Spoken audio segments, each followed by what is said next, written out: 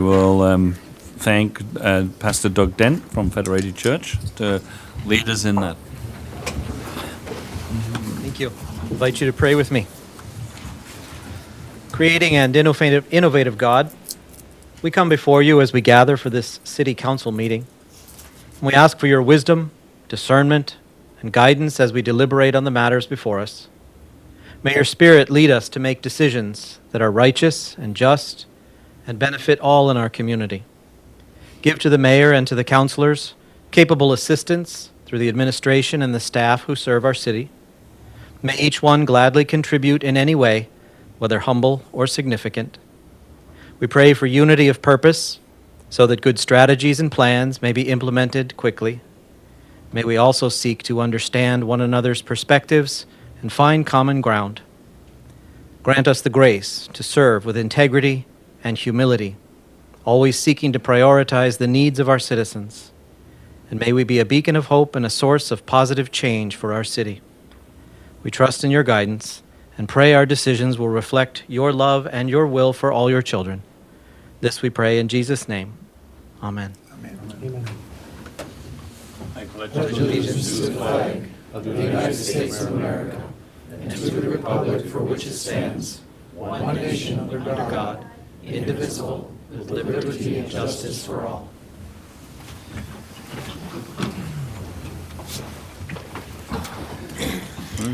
I will call this meeting to order. Roll call, please. Here. Here. Here. Here. Here. Here. Here. We have a quorum. The first item on the agenda is open forum. If anybody has anything they wish to discuss that's not already on the agenda, please come forward.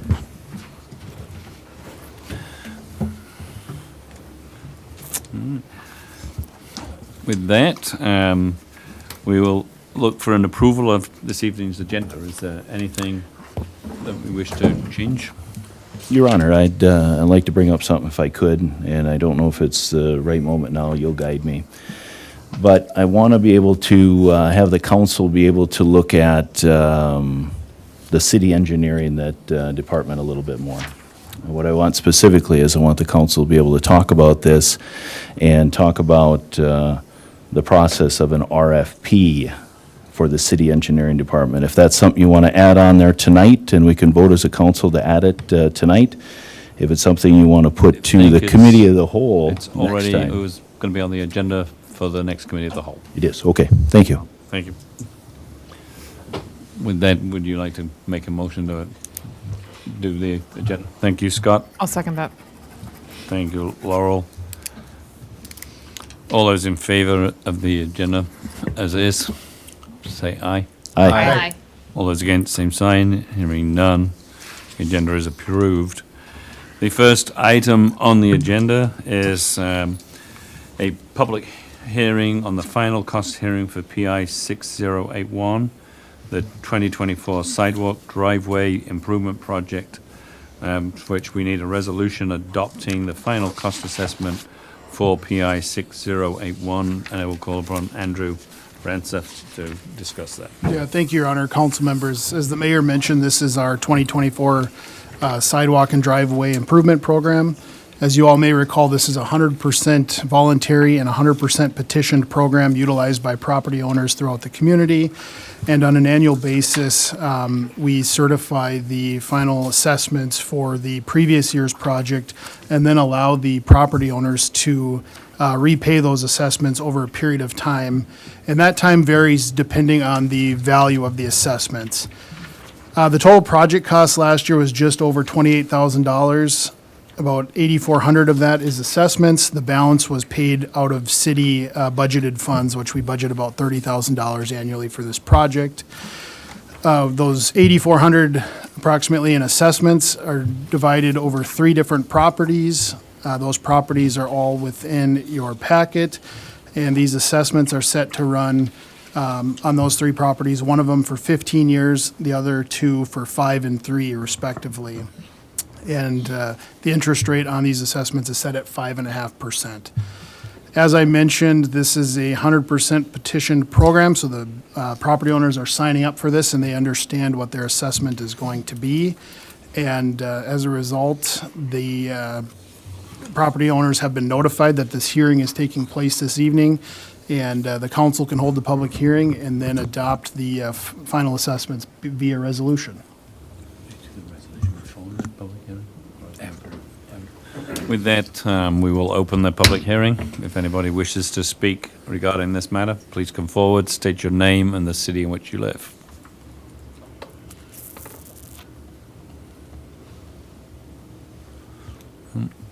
Nobody wants to talk about pavements today, or footpaths. So with that, the public hearing is closed. Would somebody care to make a resolution regarding that? I'll offer Your that, Your Honor. Honor. Thank you. I'm sorry, go ahead. No, thank you, Jim, and thank you, Mark. So any questions regarding this? Yes, I'm sorry. Andrew and I have had conversations in the past where if there's a city policy and a city hires a contractor, can I, as the homeowner, have a contractor come in and do it, and hopefully less? Can I still use the assessment?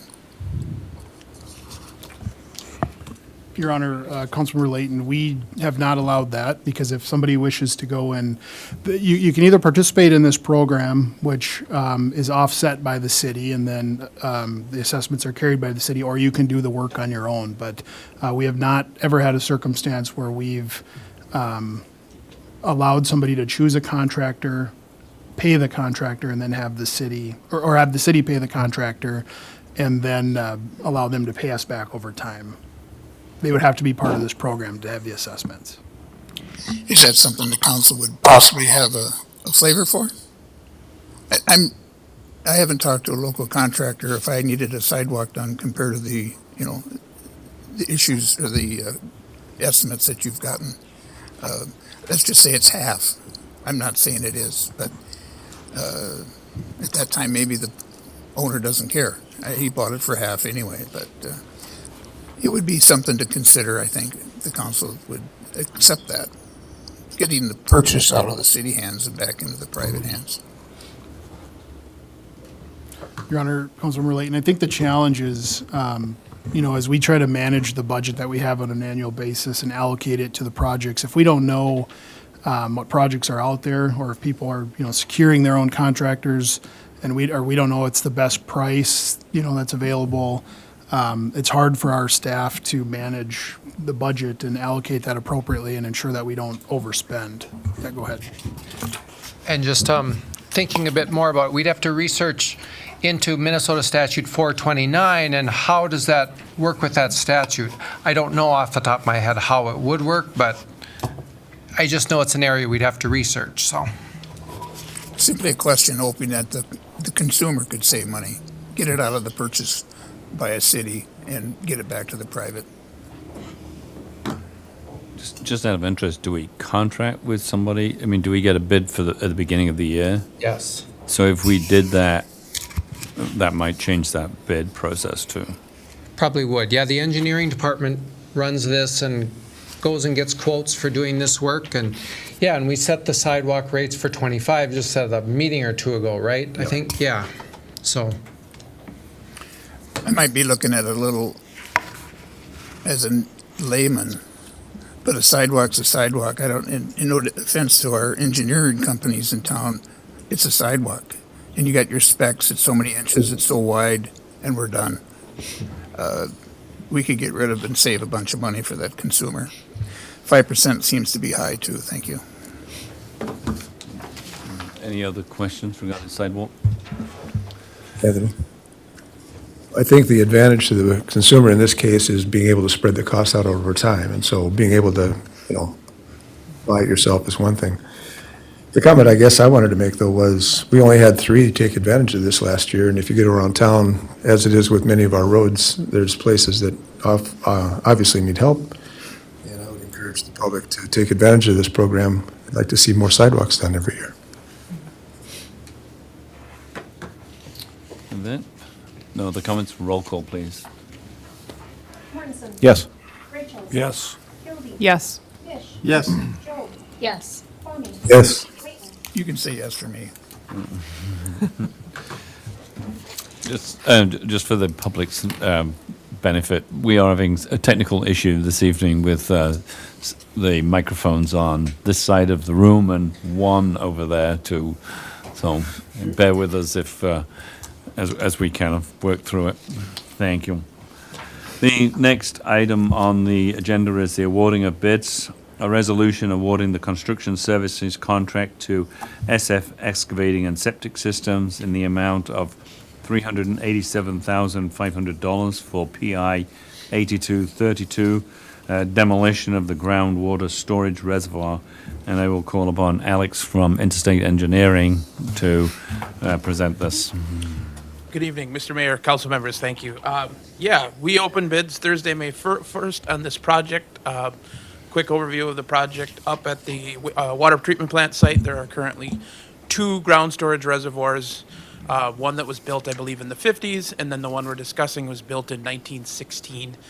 It has far exceeded its useful life and has a number of different structural and leak issues. So this project was laid out to remove that from service, demo the top portion, fill it in with sand, and grade that area around, do some piping to bypass it so that the system still works properly. We opened, like I said, we opened bids on May 1st. We got 6 bids, which is always nice to see that number of bids. We had an engineer's estimate of $550,000 for this project.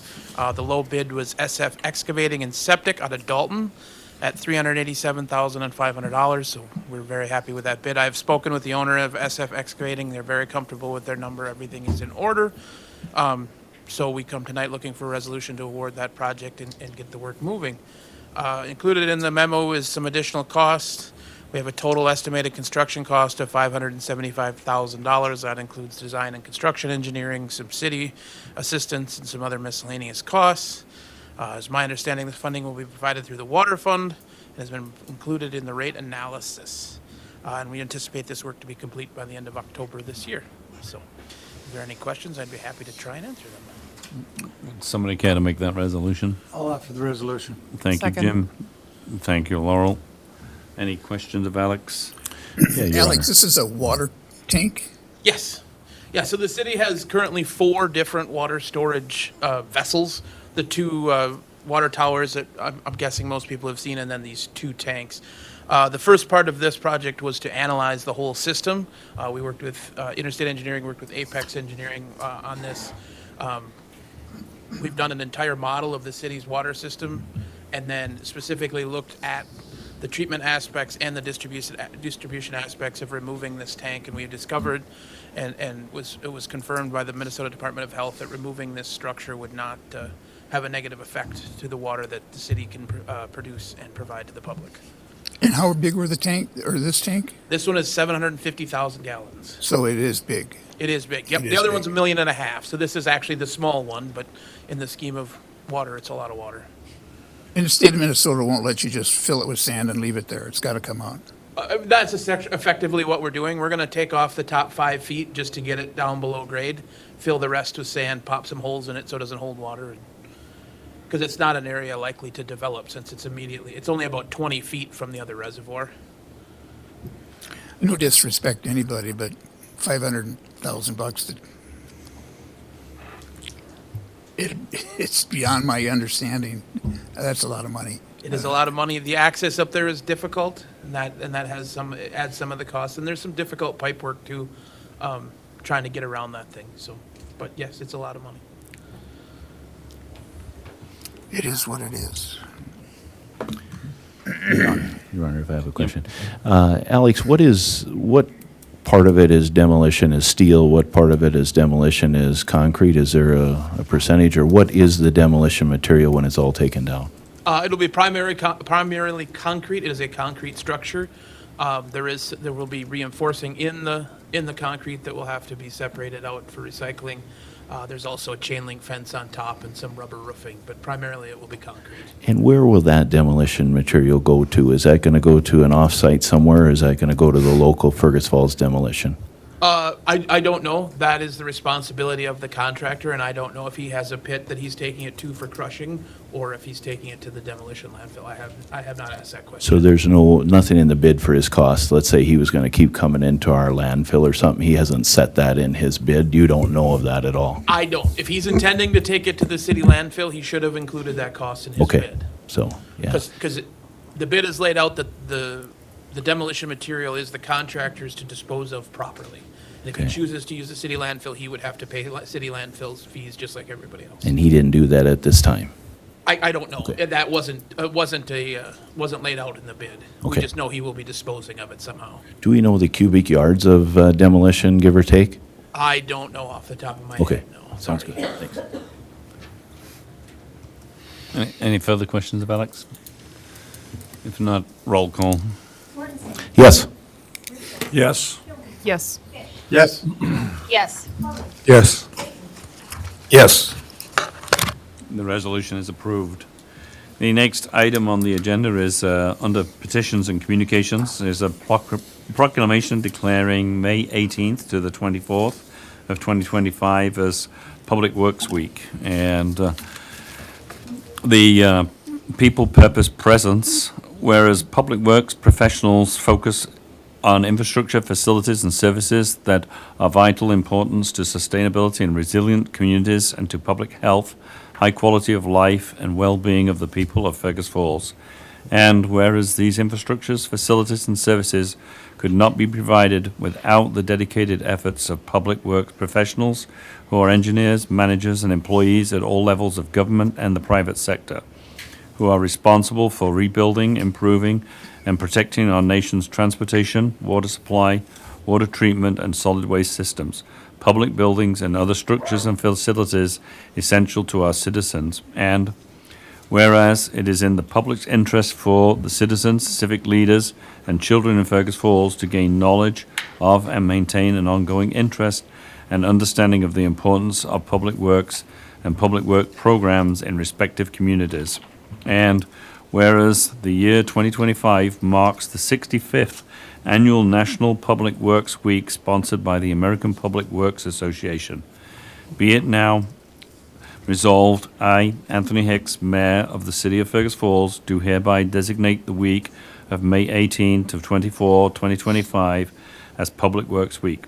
I urge all citizens to join with representatives of the American Public Works Association and governance agencies in paying tribute to our public works professionals, engineers, managers, and employees, and to recognize the substantial contribution they make to protecting our national health, safety, and advancing quality of life for all. In witness whereof I have unto signed and forego proclamation of the meeting of the Fergus Falls City Council, Minnesota, on this, the 19th of May, 2025. I would like to add, that all staff are integral to the function of the city, whether they are employed in garbage collection, fixing of water leaks, making sure that the splash pad functions, and making sure your utility bills go out and answer the questions that arise from that. So if you see somebody out, whether they're mowing grass or fixing a pothole or something this week, maybe just say thank you to the service that they provide. Thank you. The next item on the agenda, talking of public works, is a wastewater treatment plant award, and I will call upon Guy Taylor to address this matter. Thank you, Your Honor. I called Matt Lemke from the wastewater treatment plant up here to join me. Thank you for that proclamation too. And as you mentioned, there's a multitude of departments that make the city go. So just to note that we are grateful to work among the many dedicated professionals in all departments: administration, finance, community development, human resources, engineering, library, police, fire, and the senior center. So tonight, we want to recognize our wastewater treatment plant. The MPCA, they recognize many treatment plants around the state. To receive this recognition, facilities must demonstrate consistent compliance with monitoring, operations and maintenance requirements, submit accurate on-time reports to the MPCA, and employ staff that are certified by the MPCA in wastewater operations. Communities across Minnesota rely on wastewater treatment facilities to stay healthy, to protect our rivers and streams. The operators of the Fergus Falls wastewater treatment plant, Stefan Nelson, Neil Sletton, and Supervisor Matt Lemke, are in critical roles protecting the Otter Tail River's the water quality downstream of Fergus Falls. So thank you, Matt, to you and your team for efficiently and effectively operating the city's wastewater treatment plant and protecting our environment.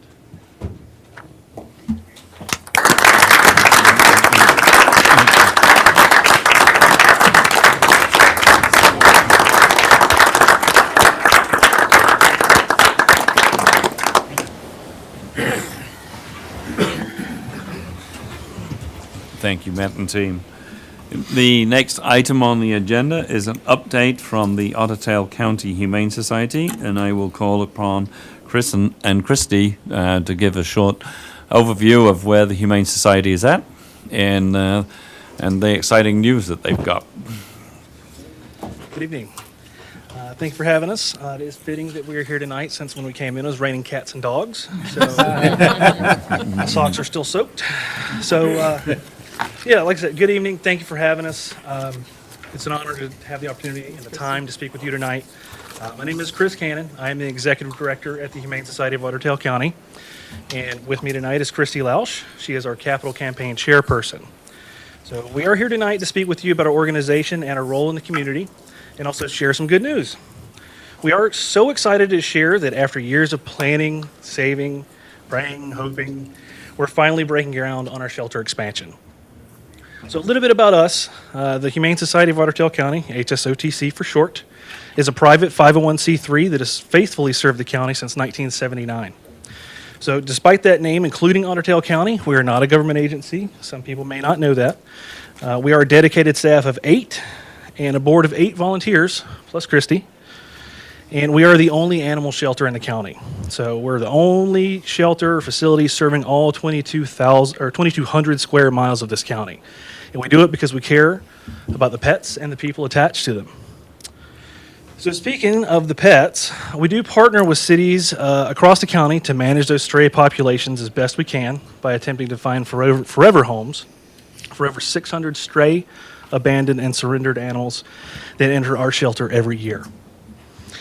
So a fun fact, 54% of our animal intake stems from an animal coming within Fergus Falls, whether that be, it's basically just from a Fergus Falls address. Now, we do assist in animal cruelty and public health investigations when needed. We also participate in community outreach and education through the Adopt Class program. We engage with youth groups several times throughout the year to provide insight into the animal welfare industry and to openly discuss challenges and concerns children have regarding pets in the community. We help the people in our community by helping them keep their pets in their homes. So we supplement the cost of spay and neuter expenses, which can be very expensive, for county residents if they're on state or federal assistance programs. We also operate a food pantry so county residents can come in and get dog or cat food for their pets, no questions asked, other than how much do you need. We do need your help. We need your help very much, continuing our mission of compassion for our community. Now, with that being said, I do want to pass it off to Chrissy Lausch for a brief history and update on the progress to expand our shelter. Thanks for having us this evening. It's been quite a journey to get to the point where we are breaking ground on June 2nd. And I just want to, if you don't know the brief history, the backstory of the shelter, it began 45 years ago in a barn on the Regional Treatment Center grounds. It was founded by Carol Schaff, who is still a very dedicated and active volunteer. As a matter of fact, she and her sister have mowed the lawn at the shelter for many, many years. They're our official lawn caretakers. And it started with a bank account of $37.50.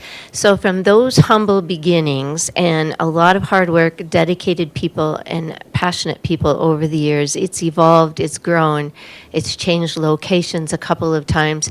And it now is what we have that today. That is a very well-managed shelter, very clean, very fiscally responsible entity. So when I began to volunteer at the shelter 9 years ago, I joined the board and I started to get involved in seeing what goes on there day to day. And it did not take me very long at all to realize that there was a tremendous need for space. They were doing a fantastic job with what they had to work with, but they're all across the board in so many different aspects of operations. There was a tremendous need for more space. And over the last 3 years, I've been all around the county talking on behalf of the shelter. And recently, a retired Deputy Sheriff Chuck Sherbrooke came up to me after a presentation and he said, "You know what, Christy?" He said, "That shelter expansion was needed 25 years ago." And this came from a member of law enforcement who sees it firsthand. He knows the critical services that we provide. And I took that as a very important testament at that moment, that he sees it, he gets it, he understands it, he's been there. So I brought back, to the board at that time, I said, I really think this expansion, the need to expand the space has been talked about for a long time, but we have the team in place to get this done. Let's just do it. And so we started, and the design process began with a company in Colorado called Animal Arts that specializes in doing shelters and what we would specifically want in a shelter. Then it came to a local level, went to design intent. I believe it was bid out the first time about 18 months ago, came in at $2.8 million. And we just thought, oh, that is way more than we can bite off. We thought that's kind of a play on words. I didn't mean to say that, but anyway, it came in at 2.8 million, and we thought, okay, we got to go back to the drawing board, which we did multiple times. It underwent many modifications and changes, and I can tell you through value engineering, through cuts, just honoring every dollar we have gotten and stretching our funds and looking literally at placement of outlets and things right down to fine details. We have the bid dialed into 2.1 million. And so we're pretty proud of the cuts that we made. And our contractor is willing to hold that price, providing we don't make changes, which is almost unheard of. They want to see this happen as much as we do. So that's where we're at, and that 2.1 million, we're breaking ground on June 2nd. It includes 3,500 square feet of additional space, an expansion of 3,500 square feet, as well as a pretty extensive remodel and upgrades in the existing aspect of the shelter, which will remain all intact. So just to highlight a few things quickly, if I may, we'll have an indoor exercise area and a space to meet and greet a potential pet, which there is nothing of the kind right now, as well as a glass viewing gallery wall with protective glass to be able to see some of the showcased pets. There will be pulley doors on the kennels that lead to outdoor runs. Very, very badly needed to save on wear and tear of staff, as well as the stress on the animals. I just can't even tell you what goes on when it's potty time at the shelter. If you were there observing it, you'd understand why the pulley doors are so expensive or so critical to us. We'll have a separate laundry area, a separate medical treatment area, and a separate infirmary area. And what that does is ensure that we don't have cross-contamination. Sometimes they're folding clothes and they have sick animals right there. They're folding towels. They have sick animals right there. So the spread of disease control, that's one really critical aspect for part of this expansion.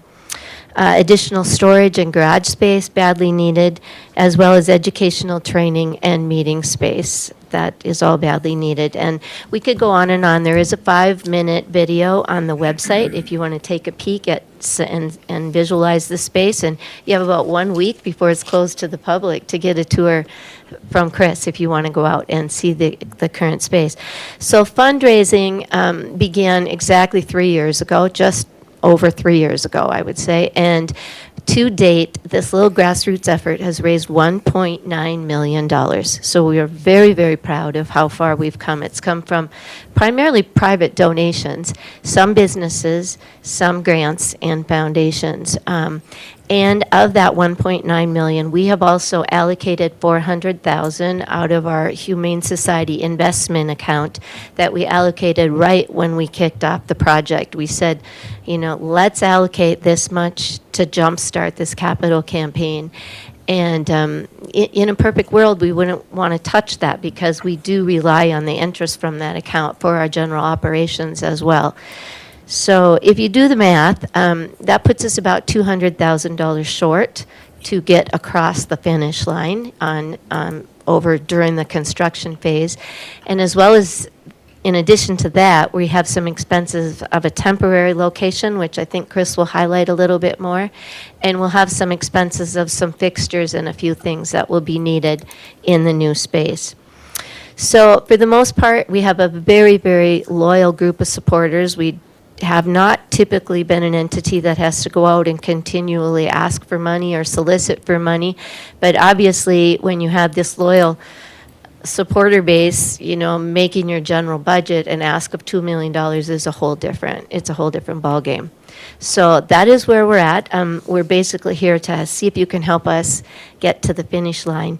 And one thing I always close with saying is I always say, you may not be a dog person or a cat person, but you're a community person. And when people are in crisis, pets are in crisis, and we see it more and more. It's all hand in hand.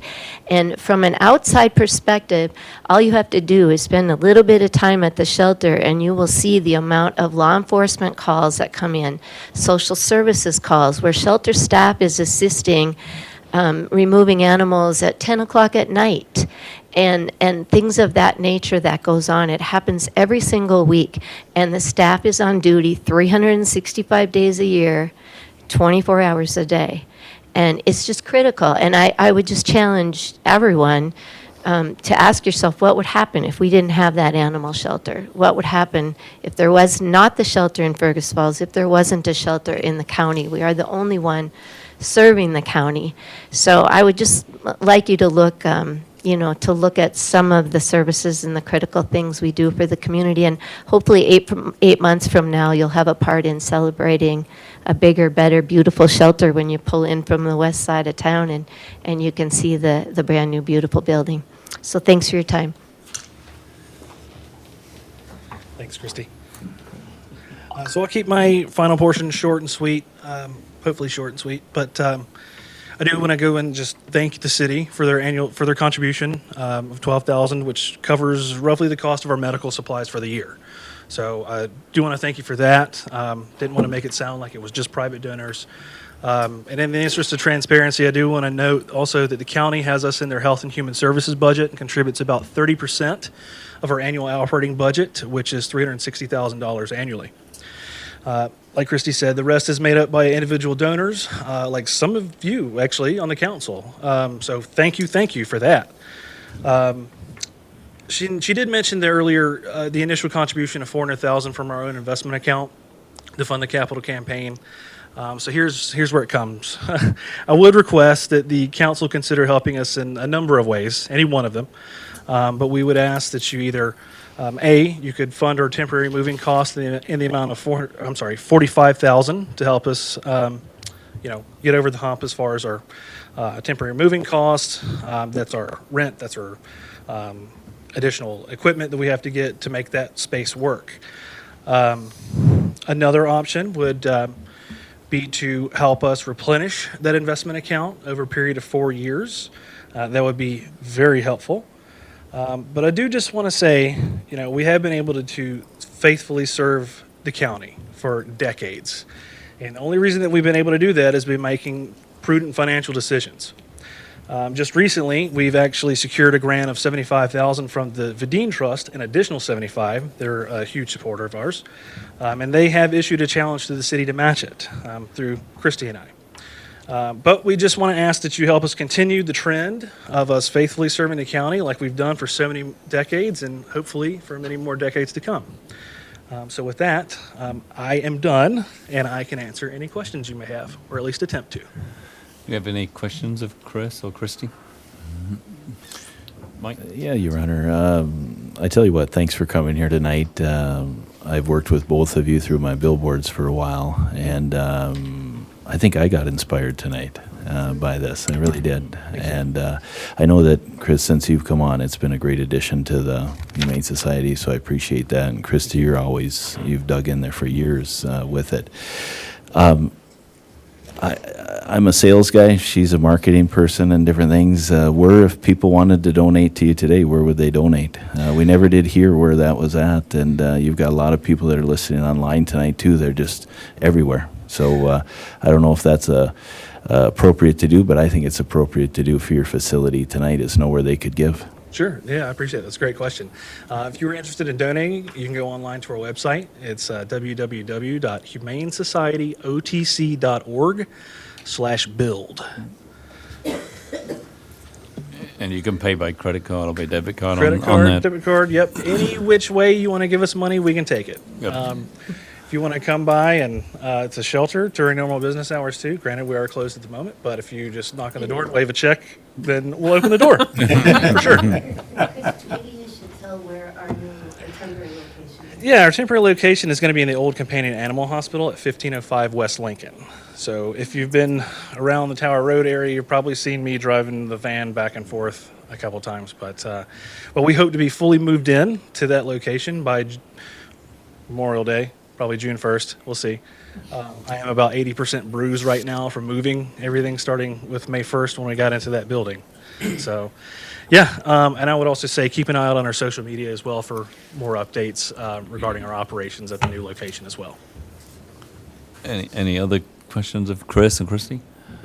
If not, no, I equally would thank you. We have one of your little guys at home, so a good supporter of the Humane Society and the work you Absolutely. do. So thank you very much for coming and good luck. Thank you.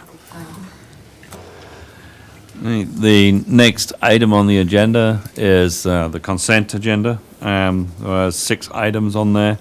Motion approving the minutes from the meeting of May 5th and May 7th work session, as well as May 14th Committee of the Whole.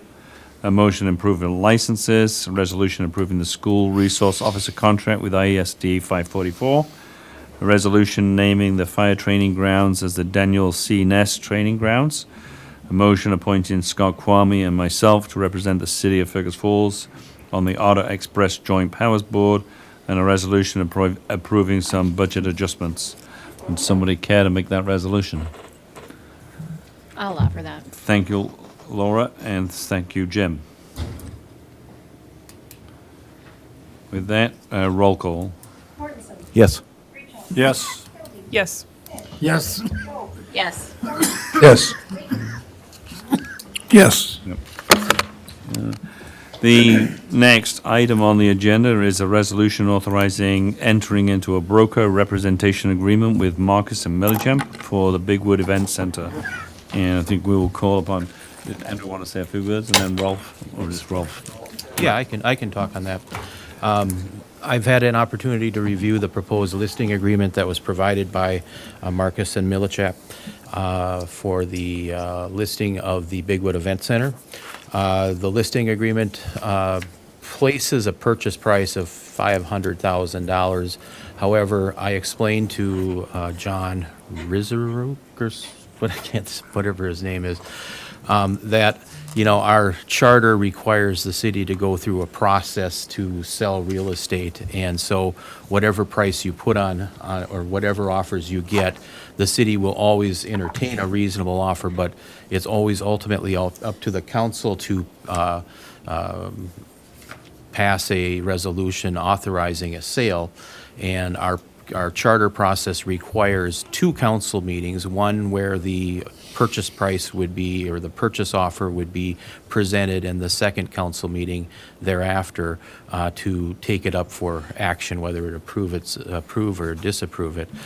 So a lot of listing arrangements provide that if they come back with an offer that meets the listing price and you don't carry through with it, they still get their commission. Well, in this case, I explained to them that we don't know what the price will be. We don't know whether the state of Minnesota will have to consent to this. But what we do know is we have a process to go through, and whether the council decides to sell or not sell is a future decision of this council, because we just don't know what the terms may be.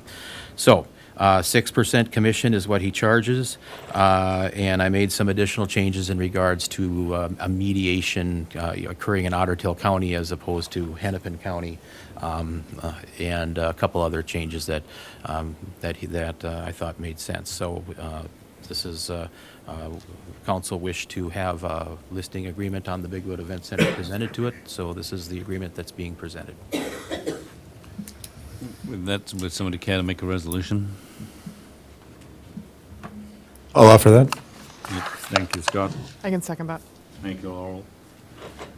Any questions? Your Honor, I have one. Are we still looking at the situation of working with our lobbyists to work on being in a bonding bill so we could possibly retain those funds, or where are we at with that process? And we did. That's it. Yeah, Your Honor, Councilmember Kilby, city staff hasn't gotten great direction on that, to be frank, but I have continued dialogue with the city's lobbyist, and as today being the last day of session, and the pending special session and the talk of potentially a bonding bill, he's working that angle to see if we would be able to get into a bill should a bill advance, and then of course the council would have to consent, I suppose, to going that direction. It would seem to make a lot of sense to retain the fees as opposed to giving them back to the state of Minnesota, but all those things are happening kind of in the chaotic end of session mix here with Joel working hard to see if a bonding bill comes together that we could potentially be part of it. So do you need a direction from the council, like a motion, a resolution tonight to direct if that's possible, so you're authorized to move on that in light of that? Your Honor, Councilmember Kilby, not necessarily for this session. If we carry beyond this session and there's not a successful bonding bill, I would want the council to give some additional direction, because I don't want that to hold up a potential sale should the council wish to sell it quickly. Any additional questions? I think just a comment, Your Honor. I think this is nothing new to us as a council, but this is very new to the citizens of this community. I think if you or Mr. Bremseth and would maybe just give a little enlightenment to how we got here tonight. No, I fully agree. I think, for the benefit of people at home, obviously I think everybody has known that the city has been subsidizing the Bigwood Event Center to the tune of approximately $150,000 a year. An opportunity, has arisen in that the hotel that is attached to the Bigwood Center has been listed for sale, and the council has had a couple of meetings to discuss the potential of selling the property in conjunction with the hotel. The broker that is listed the hotel is Millichamp and Marcus, and we approached them about the potential of including the Bigwood in that sale, and what the likelihood of that sale taking place would be. And they believe that there's a favorable opportunity for the city to sell the Bigwood Center and keep it as an event center, that those people that have expressed interest in the hotel to this point have generally asked about the Bigwood itself being included in a sale. There are some provisions in the way that the Bigwood was funded. It was funded with some public state dollars, and so if we whatever we receive for the Bigwood would be technically designated to go back to the state prior to obviously the city receiving any monies at all.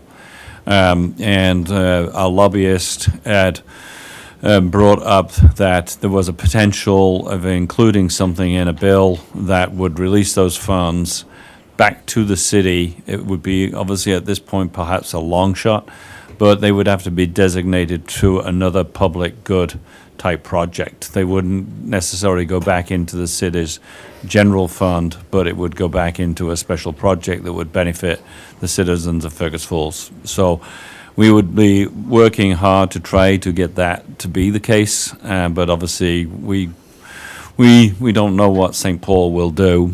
We have also put discussion or had discussion with the brokers about the potential of having a deferred sale on it, that if a hotel buyer did come along and want to buy it, that we could do a deferred so that we could, in fact, possibly get to the next session of the state to see whether or not we would have a better opportunity of getting included in next year's bills so that we could retain that funds. But in the meantime, obviously, it will be business as normal. We are still taking bookings. The staff are still employed to do that and provide the services that we can. So we would encourage everybody to continue to use the Big Wood as much as possible. But since COVID, it's been a very difficult thing to operate. We are not events managers as a city. Prior to that, the hotel was the manager of the Big Wood, and during that time, it was very successful. They obviously had some changes, and they dropped, obviously, managing the Big Wood and marketing the Big Wood. And that's one of the things that has been tough to get done. And you'll probably recall that we've had conversations with Visit Fergus Falls about promoting the Big Wood.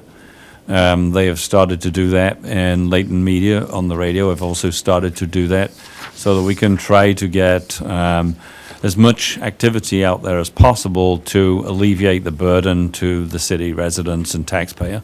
In the meantime, obviously, we will see whether or not there is interest or not.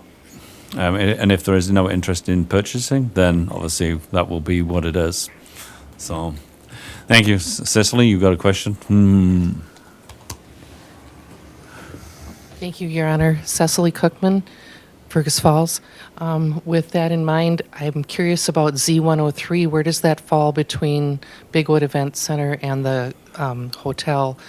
Is that a separate property? It physically belongs to the hotel. Okay, thank you. Just a clarification, the lobby area of the hotel actually belongs to the city. So that's why there is a benefit in them both being together, the access door. So that's why it's a good opportunity to try to get an investment in that whole complex to put it on the map again. Thank you, Your Honor. Your Honor, and to further that point, the city's footprint includes a catering kitchen. The hotel footprint includes a commercial kitchen. So there's a wall that goes right in between the two, and that's the separating line. Your Honor, thank you. Does this include all the city property out there? Yes. Is there 3 lots or 3 parcels? Yep. And I'm looking at page 2, item 4, book and records. Will John accept waiving item C, most recent appraisal, if we don't have an appraisal? Something to discuss with him. I would imagine a phase 1 you can't exclude. Do we have building, initial drawings of this building? We should certainly have the architectural drawings. I think number C is the biggest one. We don't need to spend money on an appraisal. Didn't we get comps from them? I want to say. Yeah. This, what he's asking for is if we have an appraisal in our possession, we should provide it. Okay. That's what it is. We're not asking. He's not asking Not for it. asking for an appraisal. It's items that are in our possession that we're to provide, and that's those items that are listed there. Thank you, Mr. Nicomo. Your Honor, a couple of things. Do you want to speak to, so the public knows how we landed at the $500,000 number, that it's not a random number, that it was kind of a recommendation based on what they came to us with? And then I guess the other thing is I think it's important for the public to know this hopefully will avoid us having a large capital expenditure of having to deal with that roof in the next 5 to 10 years, I would guess, and maybe sooner. And that's going to be a big thing for the taxpayers of Fergus if that ends up being our bill. I think on the 500,000, that was obviously a recommendation from the brokers. And it was not an arbitrary number. So, and I think, yeah, I mean, obviously the goal is to maintain it as a functioning convention center. Then, roll call. Yes. Yes. Yes. Yes. Yes. Yes. Yes. The resolution is approved. The next item on the agenda is a resolution supporting the city's grant application to the Greater Minnesota Housing Infrastructure Grant Program and certifying the availability of matching funds for the Greater 801 West Stanton Avenue, and call upon Clara Beck. This is what would be the Checkers property that we talked about a couple of weeks ago in terms of looking at a 34 potential housing unit project and applying to the state for some matching funds for infrastructure. Yes, thank you, Mayor. April 29th at the Committee of the Whole meeting, Michael Olson from the HRA, he is their director, introduced to you a planned unit development option for redevelopment of the 801 Stanton Avenue site, which is currently owned by the city of Fergus Falls. We have utilized grant funding to get to the place where we are currently with that site, which is that it is a clean site ready for redevelopment.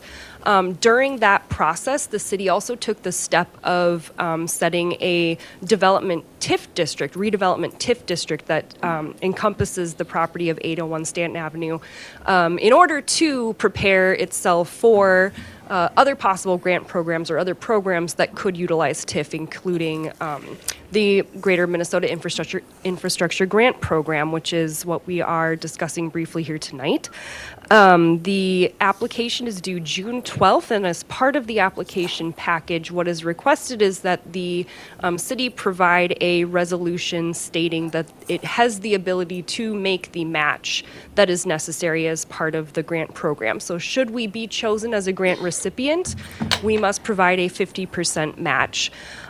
Based on some preliminary numbers of what Michael and I have been looking at as we've been working on our application, the matching amount that we will be asked to provide would be between about $350,000 and $500,000. The overall infrastructure costs are looking to be like they would be a little over $1 million. Michael, yep.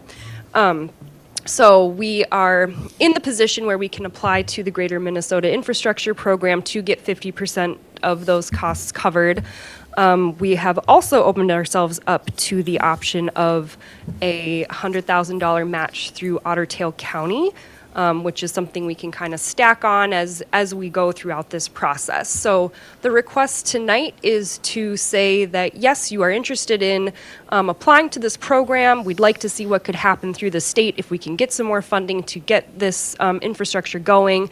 And then, yes, as part of that program, the city does have the ability to reach that match, and that one of the options available to it for that match would be tax increment financing through the redevelopment district that is in place. I think I'm covering everything, but I'm going to turn to Michael and see if he has anything to add. Nope, he's nodding at me. So that is the request in front of you. And I think just to for clarity, we're not doing TIF this evening. This is not asking the council to offer TIF. This is just for the application. We have to put something in to say how we could, if there are other ways that we can fund it, if we are successful in receiving funds from the state, then it will come back to the council, and at that time the council could decide how and if they want to make a match of the funds. But Yes. we have to have district, something. There's a district that's already in place, but what is not in place is any kind of TIF agreement. So that is what would come back before you should we move ahead with this process and with the various applications. And so as Claire mentioned, there's the potential of 100,000 that we can get from the county, and there would be also potential that we could get from land sales that would be also a city match to this project. So it's just tonight is putting something on the grant application in order to have a good shot at receiving the funds. Yeah. I'll second that. Thank you, Scott. Thank you, Laurel.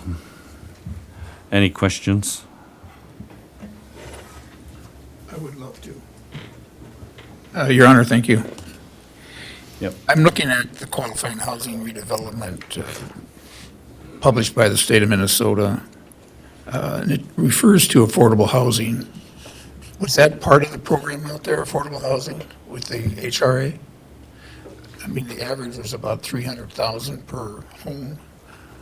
How would that work then? If you have, let's just make it simple, 10 homes out there, each one sold for 300,000. How does one of those become affordable? So the term affordable that we would be using in regard to this project in particular is maybe not the same affordable that you've been looking up. It would be the workforce housing. There's kind of like a strata of different levels of affordable, and we'd be looking at one that is, Michael, is it 116% of median AMI? So it's probably a little bit higher than the affordable that you'd been looking at. So Michael did a lot of this math already based on the preliminary numbers that we have, and the price per home, which I think we had it a little below 300,000, was affordable to a home that was in that 116% of median AMI. I don't have your numbers. I would like to see them based on what I've seen for Fergus Falls. Sure. An affordable house is like 200,000 based on income and your percentages. Any additional information you could give me would be grateful, because in Fergus Falls, the average home right now is about 230. Income in Fergus Falls is roughly, 72,000, family of four. You look at that and can try to find a 30-year mortgage with 20% down, that payment's going to push on that. If we get approved,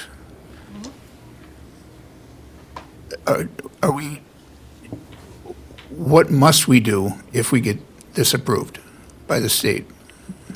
What must we do is we must adhere to the agreement that they would present to us after approval is provided. So likely that would lock us into a project that is substantially similar to what was submitted in the application. So what we're working with right now is about 34 units, some of them standalone single-family homes, some of them row house, a mixture of stick-built and modular that would be part of the makeup of the little community there. So it would be something substantially similar to that. Your Honor, before I could vote yes on this, I'd like to have a little more clarity, but I know time is pending, so I don't know what corner I'm painting myself into based on what the state comes back and says you need to do this or you need to do that. Yeah, you have the option when the state does come back and say, because that's another thing that we'll be also waiting on, is to see what the state will provide us to do this program. So we may need to scale back or change our project based on what the state is making available to us. This is going to be a very heavily subscribed program. It's going to be very competitive. So it is entirely possible that we will get a response from the state that is, we'll give you something, but it's not the amount that you wanted. And in that case, we'd need to come back to council and say, this is what's being offered to us. Can we change our project to fit, or do we need to look at doing something else? I'm prepared to move forward tonight, but I would appreciate the numbers as to what you're proposing on the application. I've got a couple questions, if that's all right. Mrs. Beck, once we apply for this, are we locked into 801 Stanton with this project, or can this project be moved to somewhere else? No, I would say that that is probably more of a change than the state would accept. Okay. So one of the things I'm going to be voting no on this tonight, not because I don't think affordable housing, this type of housing, is not needed in the city. I'm going to be voting no tonight because I'm not sure that it's the right location for this at this time. One of the things that I'd like to see the council and the city do is we have our dairy property very close, adjacent to this property, and this is going to be a vital type of redevelopment in our city, maybe one of the biggest redevelopments we've ever done in our city. And we're going to do that with possibly a new economic director that's going to come on board and assist you, Clara, and you assist them. I think it's unfair to pin us to this type of housing in this location when we haven't really set what we're going to do on that dairy property. I've talked with Michael about this, and I'm all for this if this is in a different location, whether it's an Oregon property or somewhere else, but I can't get myself to vote for something to set it somewhere when we're going to be redeveloping something next to it that may be really great for our city. I don't know if the two will jive, and so that's just my position tonight, Your Honor. Thank you. Any other questions of Clara? I have a couple. Right. There's a railroad track that would be between this and no access from this property to the dairy property. Is that correct? Correct. Okay. And then my next one is we've had a member of the public when this came up, I think at our committee of the whole, that brought up community land trusts. Is that something, I know that the Village Cooperative building, that's a very positive thing for the people out there. This doesn't preclude that from being looked at in the future, I would assume. No, yeah, in and any we way. actually have discussed that option a couple different times. I think Michael actually has all the paperwork ready to go if we do choose to go that direction. Okay. Just kind of depends. Just so we're on- not Yeah. pigeonholing ourselves anywhere if it goes No, that no, way. I think if that's ultimately what could end up making it the most affordable to homeowners, or if that's what makes the most sense for long-term ownership of the site, yeah, we're prepared to go that direction for Okay, sure. and then are we tied in, we're not trapped in having to do modular, we could do all stick-built still, like we still have flexibility from that perspective too? Or is there for sure going to be modular down there, and if so, how much? Yeah, we wouldn't necessarily be locked in. We're putting it in our application because that does raise the chances that we get funded and then the amount that we are funded. They are, I don't know if prioritizing is necessarily the right word to use, but you get a higher point percentage if you do include some modular in your plans. Is that So because we it can have, be I believe we faster? have 7 of them in there Okay. currently. Is that because of the speed that can be done, or why is modular? That's a good question. I'm not entirely sure why the focus on modular, but that is what we've understood from the technical assistance from the state. And just, modular does not mean trailer houses. It means Right, it's essentially like they build panels off-site and then they deliver it and then just goes up like Puzzle, magic. And that's built, it can be, slab on concrete or slab on grade, or it can have a basement. I think in the case of what we've been discussing, it would include a basement that could potentially be finished for some equity in the home for the homeowners. Your Honor, one last question. Thank you, Clara. We had a great Port Authority meeting earlier, and we have a tremendous amount of other dirt that's available.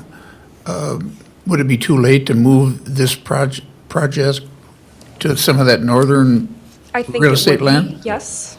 Yep, I do think so. We have an engineering study on 801 Stanton that we're using as the basis of our application. The application is due June 12th. I don't know that we could pull something else together. I respect Councilman Mortensen's position. I mean, the other part of this was that, it is a kind of an infill property. It's just less than 8 acres, and the accessibility to current city infrastructure is very accessible. It's also worth, not to interrupt, I'm sorry, but it's also worth remembering that the acquisition money that we used for 801 Stanton contemplates an affordable project happening on the site. So the state money that we received was predicated on there being some sort of affordability component in the eventual build. So that's why, that program working out for us and then this program coming online, the two make sense to pair together. I fully understand that you maybe want to see a more comprehensive plan for that area, but all along, at least from the planning side of things in discussions, it has been contemplated that those two areas, the dairy site and 801 Stanton, would have some component of either workforce housing, multifamily. They're both zoned or working on being rezoned to be R4, which is a mixed housing development. With that, roll call. No. Yes. Yes. Yes. Yes. Yes. No. The resolution is approved. The next item on the agenda is a resolution approving a $37,000 facade loan to Nomadic Arcade LLC and authorize the mayor and city administrator to sign and related loan agreements as recommended by Business Development for Fergus Falls. And I will call upon Clara again. You have in your packets 2 recommendations from Business Development for Fergus Falls. They came out to you on Friday, and that was due to an appraisal that was requested by Business Development for Fergus Falls being received. We did get that on Friday and got those documents out to you once we were sure that for our next request that we would have the appropriate collateral for the loan in order to make that recommendation. So the first recommendation in front of you is for Nomadic Arcade LLC, which is a pretty cool new idea. I don't think I've ever seen it anywhere before, but we have a local artist and business owner who has been working on this project, self-funding it to create a movable arcade. Similar to like a food truck or something. You can have it at events or hire it out for weddings, etc. So business development took a look at the numbers behind the request, looked at some projections. Carl Zachman, who is the owner of that LLC, has done a lot of work with the small business, the SBDC, Small Business Development Center, to get his business plan in place and all of his numbers for lending. And Business Development for Fergus Falls felt the best programmatic fit for that would be a facade loan, which would allow for 2% interest at 7 years, which is a little bit of a shorter term than what Carl had maybe initially been asking, but that's what Business Development for Fergus Falls felt was the right fit for that program. So I'm just requesting an approval of the use of those loan funds. If somebody would care to make the resolution, then we can ask questions. I will offer that. I'll second it. Thank you, Laurel. Thank you, Jim. Any questions regarding this application? Mark? Yeah, thank you. I'm awfully new to this, so thank you. This facade loan is at 2% for 7 years. I've seen interest rates anywhere from 5.5 down to this 2%. What is the policy for this facade loan at 2% versus another one at 5.5? Our policy for facade loans in particular is always that if it's being offered for 7 years, that it has that 2%. That's just one of our program tiers. So that 2% is set on the years of amortization, not necessarily the loan, the risk of the loan, or the equipment. That would be correct. Yes, that is set first and then fit into later. Mrs. Beck, Your Honor, how many other loans do we have out there that we are servicing right now with 2% at 7 years? How many? The facade program in particular, I wouldn't know that off the top of my head, but probably at least 1 or 2. How does this group, and I don't want to question it, I know there's business professionals on it and everything, how do they look at the risk of a loan that the city's going to give out? Can you get us that process or tell us that process tonight? Sure. They receive a full package similar to what a bank would receive when they're considering a loan, and we have several bankers on the group. They review the numbers that are given to them, I'm not going to remember all the terms off the top of my head, but they review it essentially the exact same way that a bank would, with the added bonus of having other people on the board who are not bankers and who are looking at it from like the small business development perspective. Like they themselves are a business owner, or they have owned a business, et cetera, and then they come together to make their recommendations.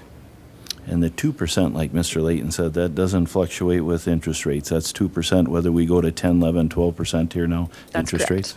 Nope, stays at 2.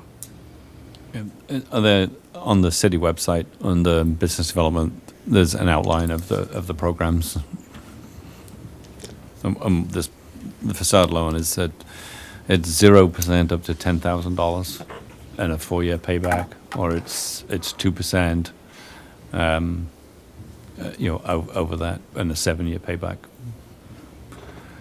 I mean, the business development has made significant number of loans over the course of its time, and has a very good track record in terms of making sure that they're good loans and they get paid back. Laura? Clara, can you speak to, looking on the city website, it does say facade loans, the max is 25,000. Yeah. So we have this one in front of us for 37.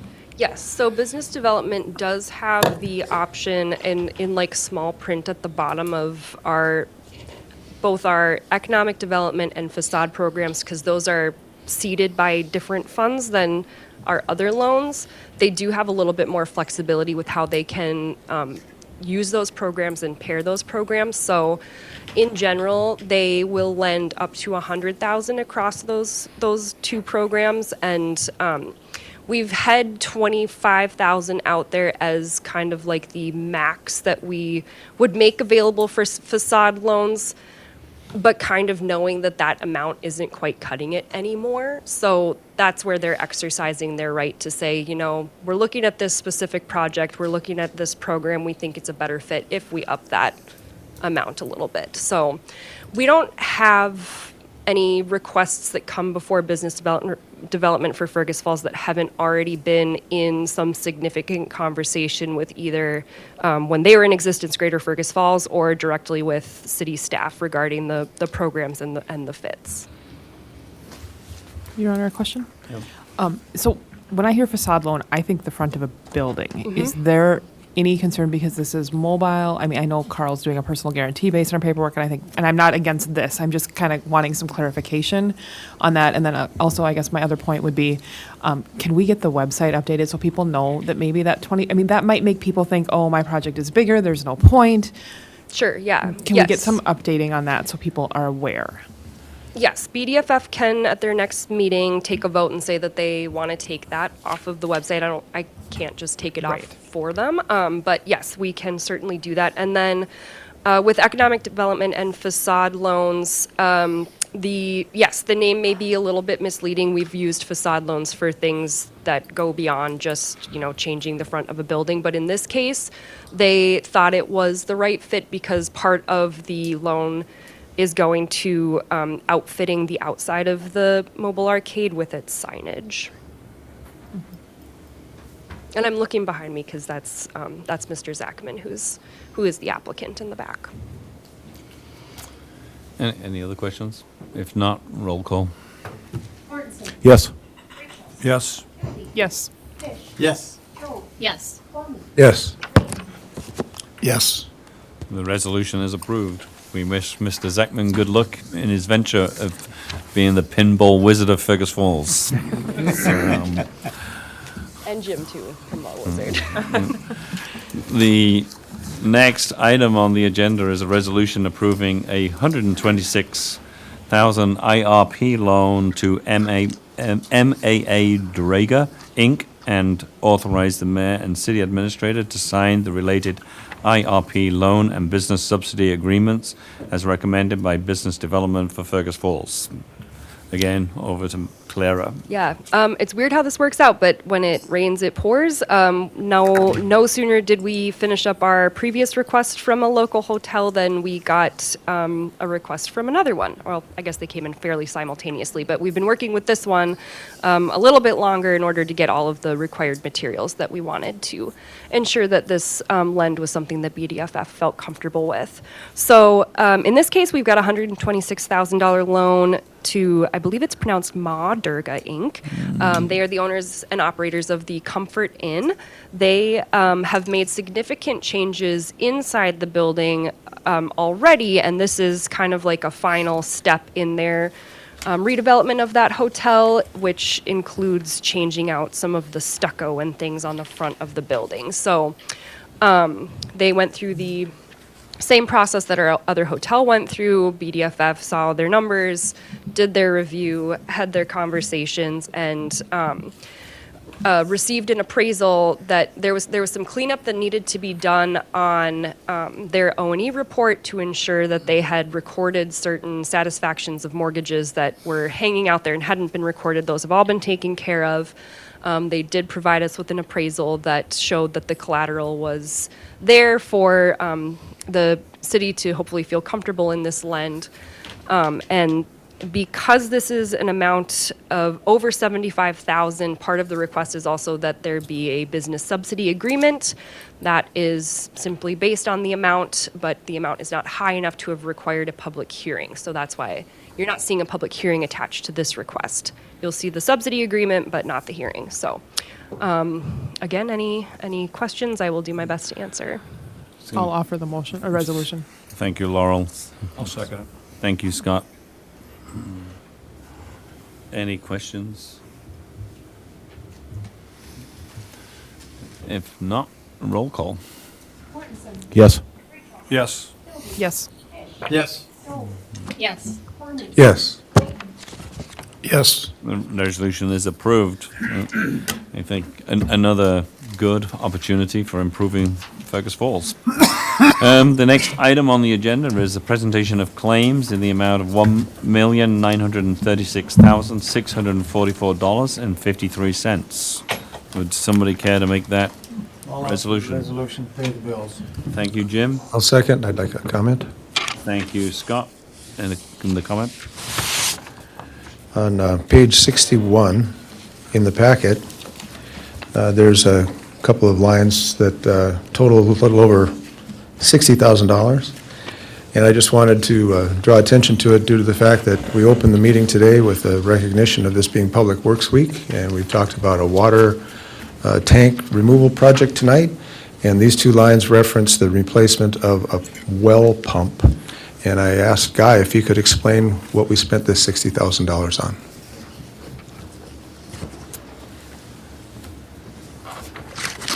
I sure can. So the pump at the water plant, it pumps millions of gallons of water every year. So we have that serviced annually. When it was being serviced this year, the technician said that it was megging, so the motor age is showing degradation to the point that it was still usable, but he said it's getting to the low range of it maybe failing. So he advised that we could go with this motor, and it could go for 3-5 years maybe less. So he just offered up that he had a motor on the shelf that we could buy from them, and if we did have a failure, then they would come and install that within hours. Otherwise, if we had a failure and we had to order one, it could be 3 weeks to 3 months. So we thought it was in our best interest to prolong the useful service life of the motor at this time and put that one on the shelf for the eventual replacement, emergency or not. I think it's a good example of what the water department in particular and what the public works department has done to just keep our city working well, equipment-wise. And so I wanted to draw some attention to that. Thank you. Any other questions? If not, I will double that. I'd prefer to have a motor pump on the shelf today so that when something happens at 3 o'clock in the morning, You just swap the parts out. Good job. Roll call, please. Yes. Yes. Yes. Yes. Yes. Yes. Yes. There is no old or unfinished business, no new business. A 2-minute round.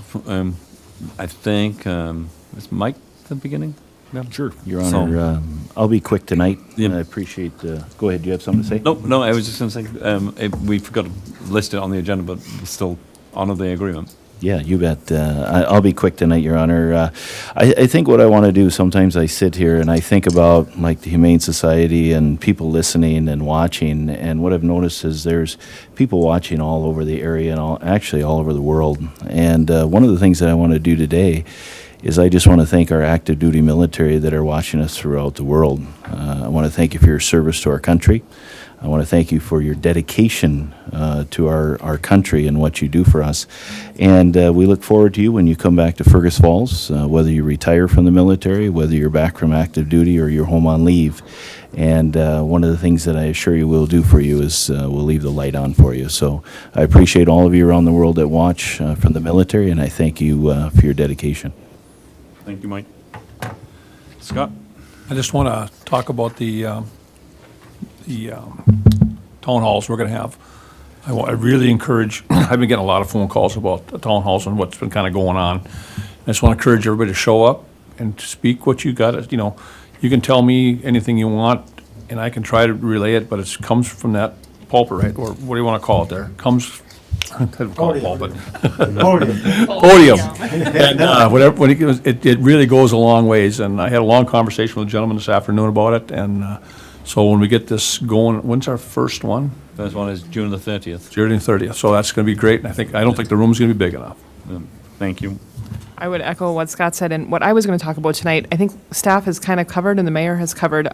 We have a lot of business programs that are out there for support, and Clara is a great resource, and we'll have more staff on economic development-wise here eventually, but also that Business Development Association website. There are programs out there, like you referenced, the facade program, maybe 2 active loans right now.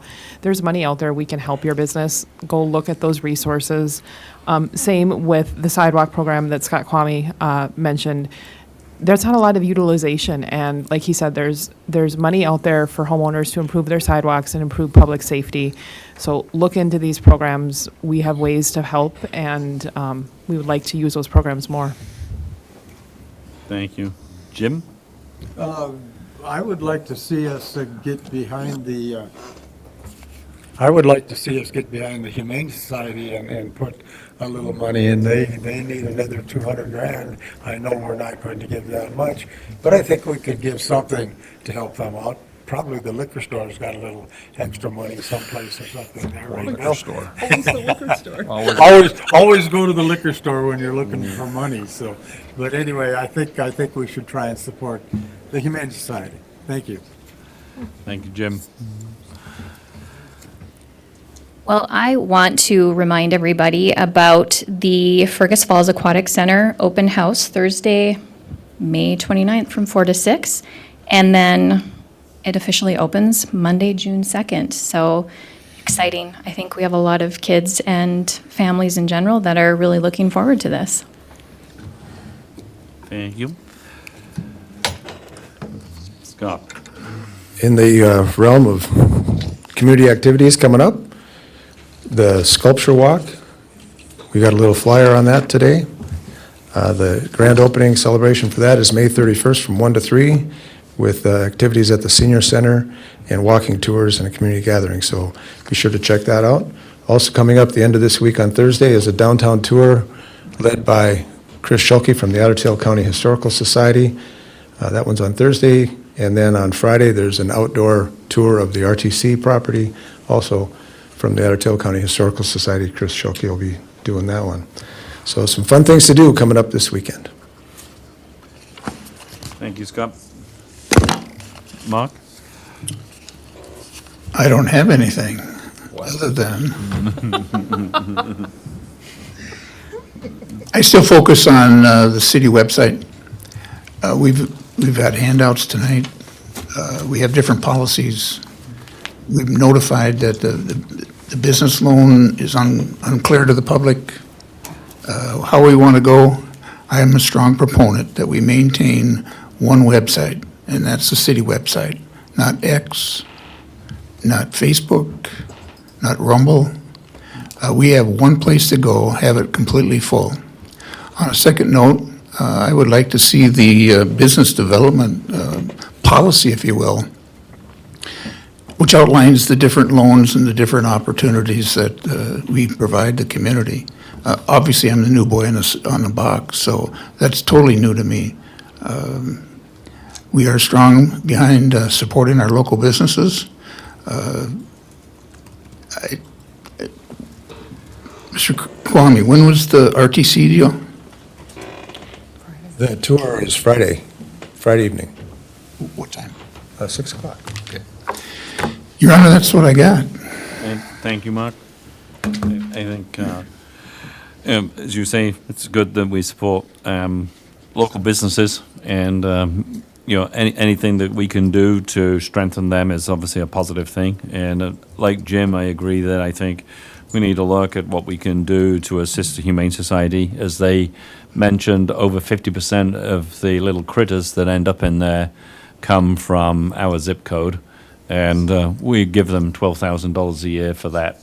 And so I know I've personally picked up a stray and taken it to the police station and for transportation out there. I was walking one morning and a dog followed me and I couldn't get rid of it. And so I obviously didn't, I either smelled good enough for the dog or not good enough. And so I ended up going to the police station early. This was like about 5 o'clock in the morning, and I had to do the call. And they wanted me to take it out there. And I said, I don't think so. I've walked already 4 miles. I'm not going to walk out there and back again. And so they did come and pick it up and took it out there. So it serves a tremendous purpose. And I know that I've also picked up a little dog that got hit on Union, and took that out to a companion, and then that ended up obviously at the Humane Society as well. So I'm quite an animal lover, so that's good. With that, there's some miscellaneous announcements. We have a closure, obviously, in observation of Memorial Day on May 26th. So garbage and recycling that would normally be picked up on Monday will move to Tuesday. Tuesdays will obviously then move to Wednesday. On May 28th, we have the Committee of the Whole. And then on the 29th, the open house that Laura mentioned is from 4 to 6. There will be no swimming that night, but the ability to purchase passes. And then obviously on June 2nd, again, that Laura mentioned, there'll be the grand opening, and there will also be free swimming that day. So if there is inclement weather, that will get pushed back to June the 3rd. On June 2nd, that evening, there will be an audit presentation at 4:30 and followed by a council meeting at 5:30. With that, we will be adjourning to a closed meeting pursuant to Minnesota Statute 13D.05, sub 3B, for an attorney-client privilege to discuss pending litigation, and we will not be opening afterwards. Thank you for your attendance. Good evening.